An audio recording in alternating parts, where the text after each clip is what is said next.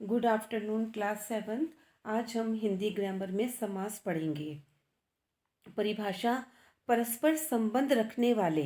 परस्पर मतलब आपस में संबंध रखने वाले दो या दो से अधिक शब्दों को मिलाकर नवीन शब्द बनाने की क्रिया को समास कहते हैं। नवीन माने नया। जब दो या तीन शब्दों से मिलकर कोई नया शब्द बनता है तो उसको समास कहते हैं। ऊपर के उदाहरण में चार रास्तों का समूह चौराहा। तो यहाँ पर आप देखिए चार शब्द हैं, इनको मिलाकर नया शब्द बना है चौराहा। 10 है आनन। आनन का मतलब होता है मुख।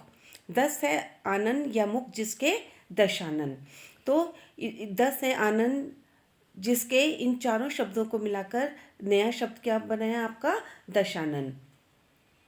समस्पद: समास की प्रक्रिया से बने शब्दों को समस्पद या सामसिक पद कहते हैं। ऊपर के उदाहरणों में चौराहा, दशानन, ये जो नया शब्द बना है इनको हम क्या कहते हैं? समस्पद। समास विग्रह: समस्त पदों के सभी पदों को अलग अलग करने की प्रक्रिया को समास विग्रह कहते हैं। चार रास्तों का समूह, 10 है आनंद जिसके, ये क्या है? समास विग्रह। इसमें जो है अलग अलग करके शब्दों को लिखा गया है। समस्त पद में दो पद होते हैं, पूर्व पद और उत्तर पद। पूर्व पद जो शब्द पहले आता है उसको पूर्व पद कहते हैं। उत्तर पद जो पद बाद में आता है उसको उत्तर पद कहते हैं। उदाहरण के लिए दशानन, दश जमा आनंद, तो दश पहले आता है तो यह पूर्व पद है और आनंद बाद में आता है इसलिए यह उत्तर पद है। समास के कितने भेद होते हैं? समास के 6 भेद होते हैं।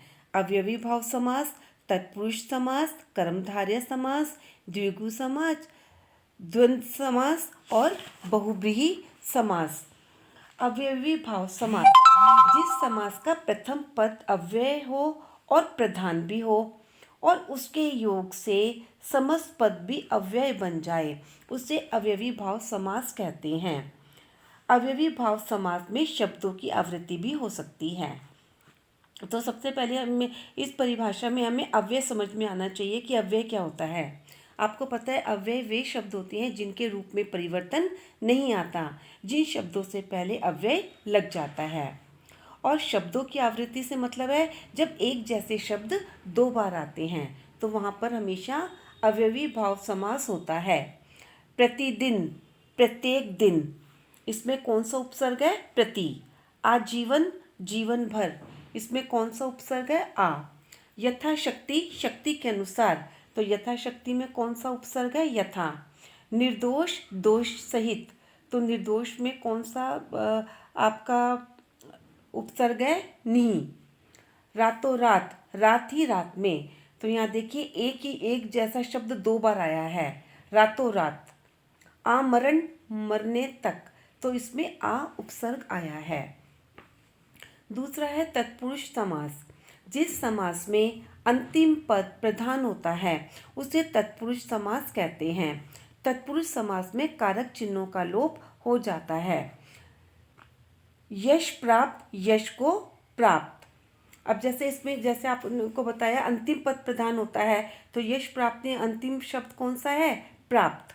धनहीन, धन से हीन, तो इसमें अंतिम पद कौन सा है जो प्रमुख है? हीन। हवन सामग्री, हवन के लिए सामग्री, इसमें जो सामग्री है वो अंतिम पद प्रधान है। शोकाकुल, शोक से आकुल। गंगा जल, गंगा का जल। राजपुत्र, राजा का पुत्र। घुड़सवार, घोड़े पर सवार। सिर दर्द, सिर में दर्द। तो अब आपने देखा समास विग्रह, इन सब में विभक्ति का लोप हो रहा है। को, से, के लिए, से, का, पर, में, ये जितने भी कारक चिन्ह हैं इन सब का लोप हो रहा है। तीसरा है कर्मधारय समास। जिस समास में एक पद विशेषण तथा दूसरा पद विशेष्य हो अथवा एक पद उपमेय और दूसरा पद उपमान हो उसे कर्मधारय समास कहते हैं। विशेषण किसे कहते हैं? जो विशेषता बताते हैं, और विशेष्य जिसकी विशेषता बताई जाती है। तो कर्मधारय में क्या होता है, मतलब विशेष्य की विशेषता बताई जाती है, या दूसरे रूप में आप क्या कह सकते हैं, इसमें उपमेय और उपमान होता है। उपमान क्या होता है, जो सबसे सुंदर होता है, और उपमेय क्या होता है, जिसकी समता उपमान से दी जाती है। वहाँ पर कर्मधारय समास होता है। जैसे नीलकमल, नीला है जो कमल, यहाँ पर कमल की विशेषता बताई जा रही है कि कमल कैसा है, नीला। महात्मा, महान है जो आत्मा, आत्मा की विशेषता बताई जा रही है कि वो कैसी है, महान। पुरुषोत्तम, पुरुषों में है जो उत्तम, तो यहाँ पर मतलब पुरुष की विशेषता बताई जा रही है। पीताम्बर, पीला है जो वस्त्र, वस्त्र का मतलब होता है अंबर, यहाँ पर वस्त्र की विशेषता बताई जा रही है कि जो कपड़ा है वो पीला है। चरण कमल, कमल रूपी चरण, यहाँ पर चरण की विशेषता बताई जा रही है कि जो चरण है वो कमल के समान सुंदर है। चंद्रमुखी, चंद्रमा के समान मुख वाली, कि जो मतलब स्त्री है वो मतलब बहुत सुंदर है और उसका मुख कैसा है, चंद्रमा के समान सुंदर। कर कमल, कर रूपी कमल, मतलब यहाँ पर हाथों की सुंदरता के बारे में बता रहे हैं कि जो हाथ है वो कमल के फूल के समान सुंदर है।